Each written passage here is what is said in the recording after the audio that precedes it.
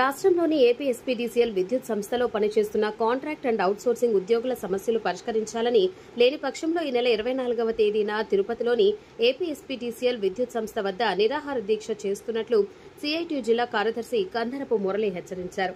Tirupati press club లో శనివారం ఉదయం జరిగిన మీడియా సమావేశంలో ఆయన మాట్లాడారు. కార్మికులను పట్టించుకోరు, పర్మనెంట్ ఉద్యోగస్తులను పట్టించుకోరు, వినియోగదారులను పట్టించుకోరు. కానీ 1,25,000 కోట్ల రూపాయల అప్పులు మాత్రం చేసి పెట్టారు. చంద్రబాబు నాయుడు గారి సంస్కరణలో ఇప్పటిదాకా వచ్చినటువంటి పరిస్థితి ఏంటంటే 1,25,000 కోట్ల రూపాయల అప్పులు చేసి పెట్టడం.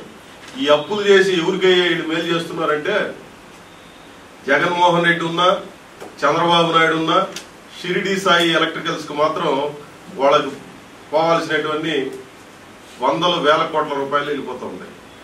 అదే మాదిరి అదానీలకి, అంబానీలకి వెళ్ళిపోతూ ఉంటాయి.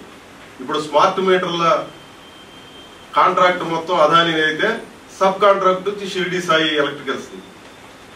ఇట్లాంటివి ప్రైవేటు వ్యక్తులకి, కాంట్రాక్టర్లకి, విద్యుత్ ఉత్పత్తిని చేసే ప్రైవేటు వ్యక్తులకి వీళ్ళకైతే విచ్చలవిడిగా లెక్క జమ ఉండదు.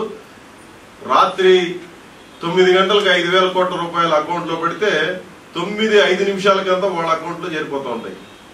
కాంట్రాక్ట్ కార్మికులేమో సంవత్సరాల తరబడి, 1 సంవత్సరం 2 సంవత్సరాలు కాదు, దశాబ్దాల తరబడి పనిచేస్తూ ఉంటే పిఆర్సీ అరియర్స్ ఎవరు, ప్రమోషన్లు ఇచ్చిన వాళ్ళకి ప్రమోషన్ జీతం రాదు, లేదా పర్మనెంట్ ఉద్యోగస్తులకి వాళ్ళ బాధలు వాళ్ళు ఎన్నిసార్లు చెప్పుకున్నా వినరు.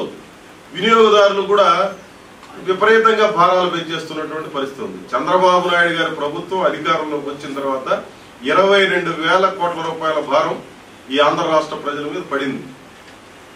హైయెస్ట్ భారం పడింది ఎస్పీడీసీఎల్ పరిధిలో ఉన్నటువంటి ప్రజానికం మీద.